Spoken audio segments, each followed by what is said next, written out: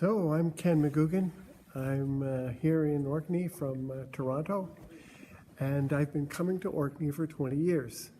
What happened was 20 years ago, I discovered this Arctic explorer by the name of John Rae.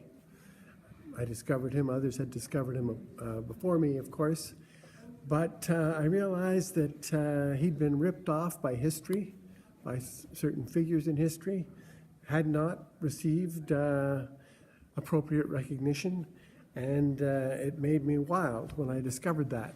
I was down in Cambridge, and I came up here, so that was the first time I came to Orkney, 1998. And I realized that Rae had discovered the final link in the first navigable Northwest Passage. And the fact was, as a boy in Canada, growing up in Montreal, I'd been told that John Franklin was the discoverer of the Northwest Passage, and now suddenly I knew that this was wrong. And Rae had been written out of history. A combination of Jane Lady Franklin, the widow of Sir John Franklin, and Charles Dickens led the campaign. So they had written Rae out of history, and that upset me. I came up to Orkney to see if I could find out more about Rae. And sure enough, what was amazing to me was, first of all, I found that some Orcadians had come to the same realization. So that was wonderful to learn. I remember talking to Bryce Wilson, who had written something to the same effect, and that was a real thrill to me. And that was the first time I got over to see the Hall of Clestran. I remember Ian Heddle was kicking off a campaign to, restore the hall. That was 20 years ago. So it's still been going. As you, if you're listening to this, you probably know that already.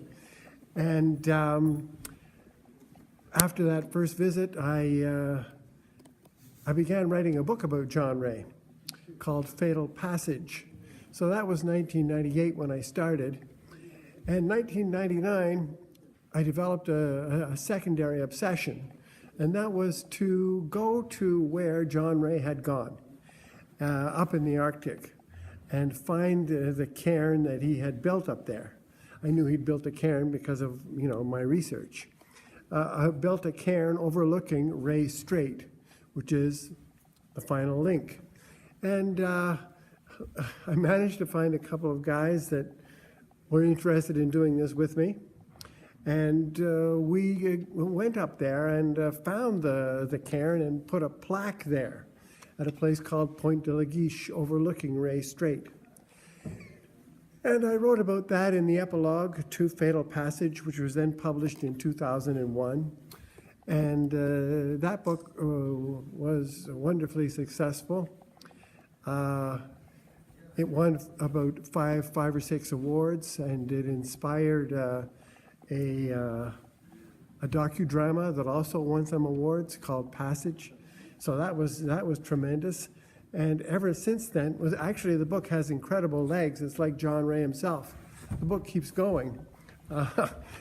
But even more recently, it embroiled me in a number of battles, a number of arguments, people who have a vested interest in denying the whole truth of John Rae, who was undoubtedly the most extraordinary of all Arctic explorers. But it doesn't suit with what I call the Royal Navy narrative. They want to exclude the fur trade explorers. Dr. Rae was one of them.